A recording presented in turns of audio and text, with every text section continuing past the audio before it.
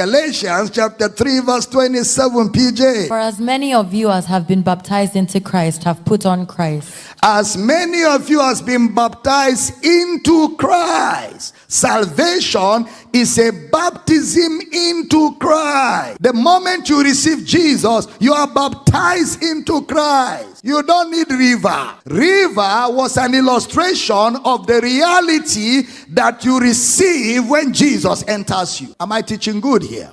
So that's why Ephesians chapter 4 verse 4 and 5. Ephesians chapter 4 verse 4 and 5. There is one body and one spirit, even as ye are called in one hope of your calling. Next verse. One Lord, one faith, one baptism. One baptism. We don't have two baptisms. You cannot be baptized into Christ in salvation and be looking for swimming pool to enter. That will be two baptisms. The baptism is one, and that is what you receive when you receive Jesus. When you hear baptism, it's talking about Red Sea and River Jordan. That's the significance. So John said, I will indeed use water, but the mightier than I, the reason for which I brought all of you to this river, which is the fact that the promise of God is about to be fulfilled. He will not use water, he will baptize with the Holy Ghost and with fire. Question: has the promise been fulfilled? After the promise is fulfilled, what baptism are you going to have? Baptism of the Spirit. That's why I said that which is born of the Spirit